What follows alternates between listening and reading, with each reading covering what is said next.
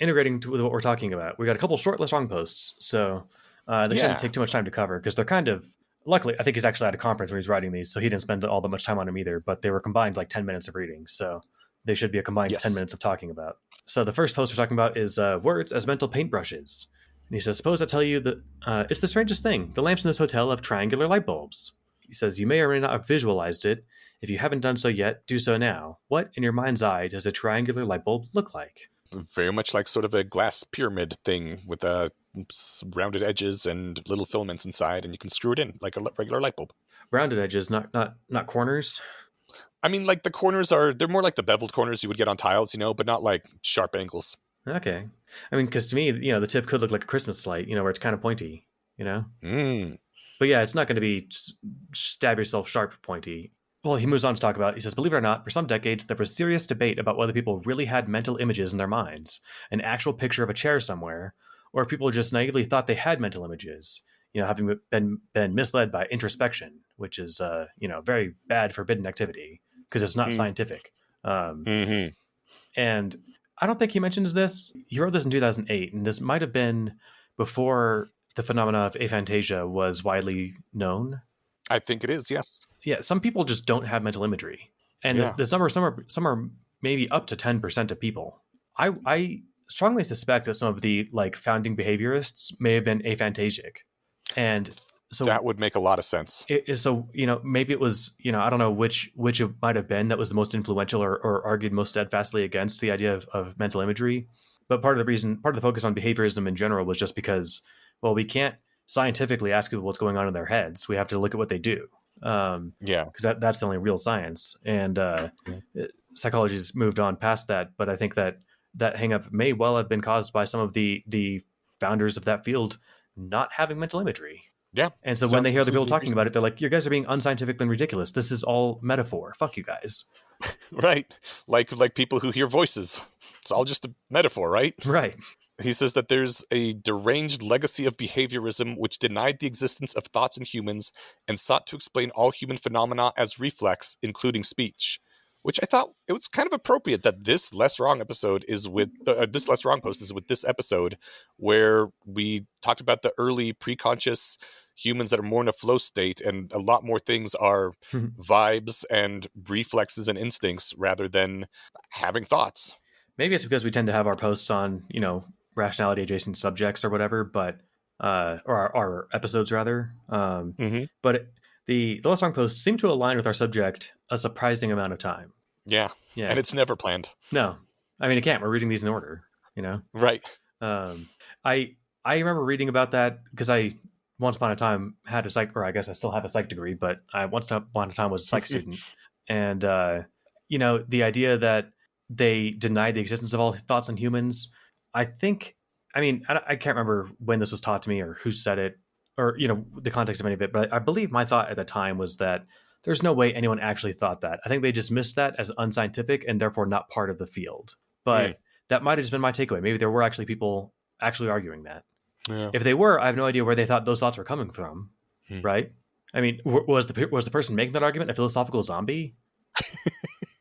It's almost what it sounds like, right? Yeah.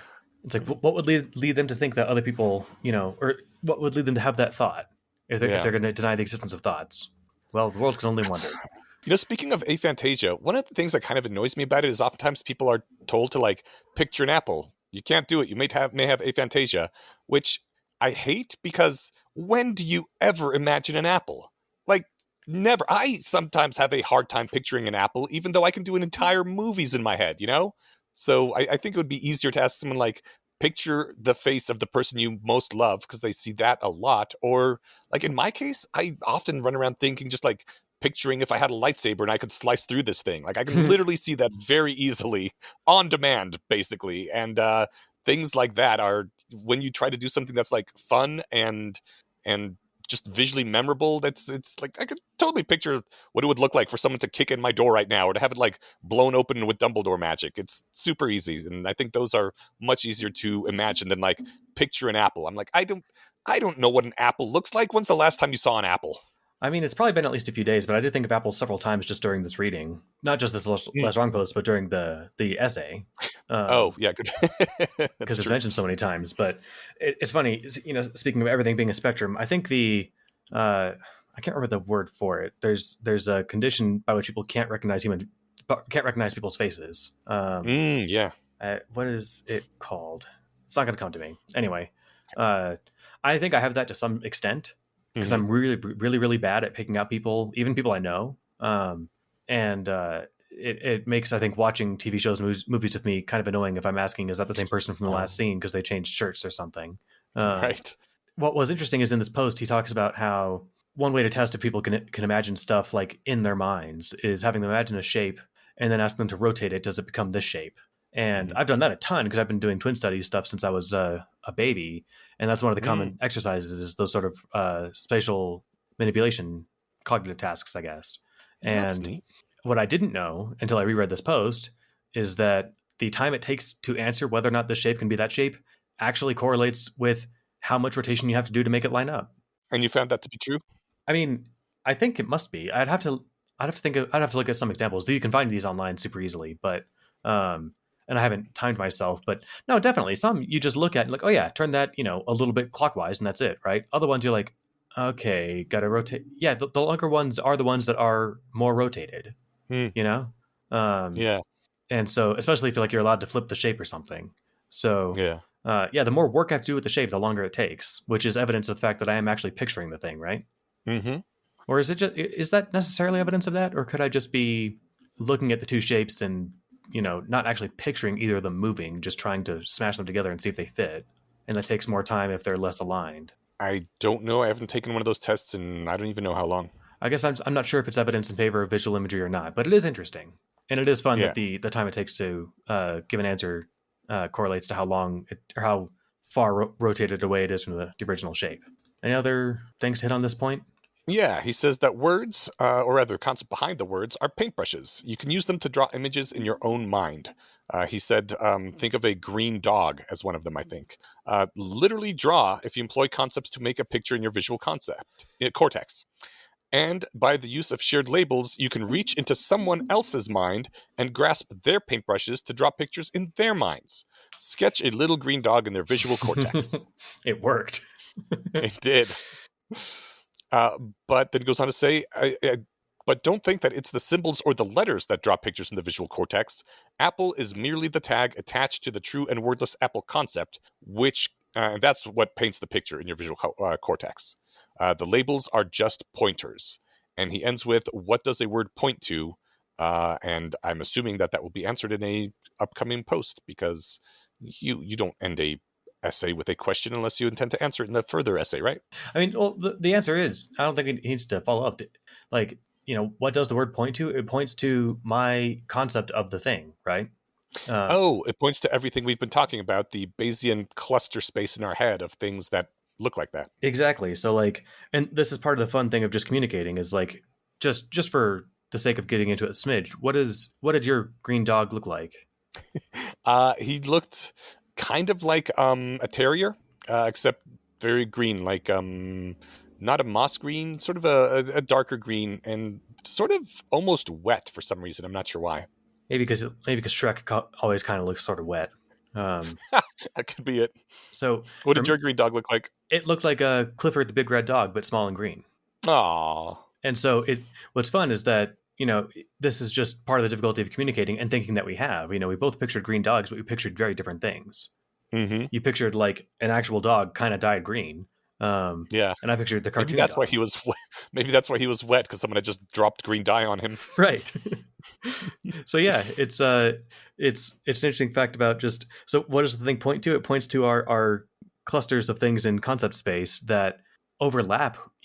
We both pictured things that if we explain them to each other as we did, we both know what we're talking about, and so we Mm-hmm. see how they're similar and different from each other, but we did not both picture the same thing, right?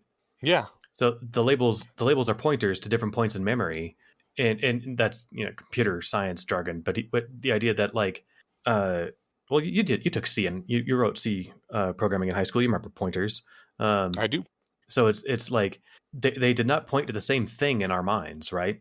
Yeah. They pointed in the same direction, Yeah. but we're not communicating at that level. We're communicating with paintbrushes and concepts. We're not communicating full telepathic messages. Mm-hmm. Yeah. Yeah. All right then. On to variable question fallacies. Yeah. This one was super short, and I think probably just setting up something that's coming up next. I think you're right. It opens up again with the tree falling in the forest. Yes. And he says, like, whenever he gets bored of the conversation, he always thinks to himself, either it makes a sound or it doesn't, dang it. I liked that. He's like, sometimes when I'm writing, because he wrote, this must be like the 30th time he's written that example, right? Mm-hmm. And he's like, sometimes I get to the point where like I can no longer identify with those two characters. Like, how can anyone have an argument this stupid? And then I reaffirm to myself, look, either it makes a sound or it doesn't, and that kind of gets him back in that headspace again. Mm-hmm. It's just kind of fun to think about that he can trick himself into feeling like Albert and whatever the other guy, Barry in those arguments. Like, there's actually a reason to fight here. Right. Yeah. Yeah, and so the first major thing he says with this post is to even begin claiming that P or not P ought to be a necessary truth, the symbol P must stand for exactly the same thing in both halves of the dilemma. Right. If we're using the word sound differently, then we're not arguing about the same thing. Exactly. And in that case, you could possibly have both P and not P if you just switch out the definition of sound right in the middle there. Right. Yeah, which is a favorite trick of all sorts of rhetoricians. Or a very common pitfall of well-meaning thinkers, you know? That too. Yeah. Like, honestly, I feel like everything Dan Dennett says about free will is this exact trap. Ah. See, this is why Dan Dennett should have gone to the Guild of the Rose, so they could help him be more rational. I really wonder, like, the thing is, he's aware of all this stuff by now, and I wonder if he's, just because he's, written 5 books on free will, if he's not willing to change his mind because of that, or if he has some insight that I can't grasp, or if it's really just he's just dug in and unmovable on this, Yes, and then the other thing in the post is going off of that thing that you can swap definitions. If a namespace collision introduces 2 different concepts that look like the same concept because they have the same name, or a map compression introduces 2 different events that look like the same event because they don't have separate mental files, if you have a question with a hidden variable that evaluates 2 different expressions in different contexts, it feels like reality itself is unstable. And this is a great paragraph in a lot of these posts, especially towards the end of sequences where many of them are links. Namespace collision talks about taboo your words, map compression, the fallacies of compression, and reality becoming changeable goes on to link to what the algorithm feels like from the inside. Your mind's eye sees the map, not the territory directly. Yeah. And it's a profound, again, it's one of those things that like now seems intuitive, but that makes it no less profound. It's just less reality shattering for me than it used to be, Yeah. And so I love it. I think it's great. Right. It can feel like reality is unstable, but it isn't really. Yeah, like I listened today. I was shoveling snow for fun because all the necessary part of it I did yesterday, and I was listening to there's a podcast called Brain in a Vat, and they do philosophical thought experiments and stuff. Last episode I didn't finish because honestly this kind of stuff gets boring for me. But they're talking about like the reality of moral truths, and this guy on this one was more fun because they got to argue with him, like, tried to make somebody who said there's no moral truth, tried to get him to say why it's wrong to, eat babies. So I did listen to that one. But the whole thing is like every time I listen to all these, half of philosophy is just arguing about definitions. Yeah. And they don't actually disagree about anything. Do I think that, whatever, eating babies is wrong the same way that I think 2 + 2 = 4? No, not really, right? I think 2 + 2 = 4 is a more solid fact than eating babies is wrong. But given a couple of widely acceptable or widely accepted and very, very easily conveyable premises, eating babies is wrong becomes true, right? Mm-hmm. They just need to I think if they taught taboo your words in like intro to philosophy, then nobody would graduate philosophy. Right. Because there wouldn't be much philosophy left. Right. And I'm not trying to shit on the field because I love the practice and the celebration of thinking, but a lot of it is just like, man, you guys are talking yourselves in circles where doesn't have to be a circle actually. Yeah. But I feel like there's at least 37 ways that words can be wrong here. Which, how lucky for me! That's the next LessWrong post. Oh, I'll be gosh darned. That What certainly a feels like a coincidence that you coincidence. put. Yeah, Yeah. you chose that exact number. Yeah, so next time we've got 37 ways that words can be wrong and dissolving the question. Excellent. Those are Looking both forward to great. those. 37 ways words can be wrong is the whole summary I think of this sequence. And the dissolving the question is one that I remember being profound at the time as well, and I'm sure I'll enjoy again. So Yeah, dissolving the question was premium. awesome.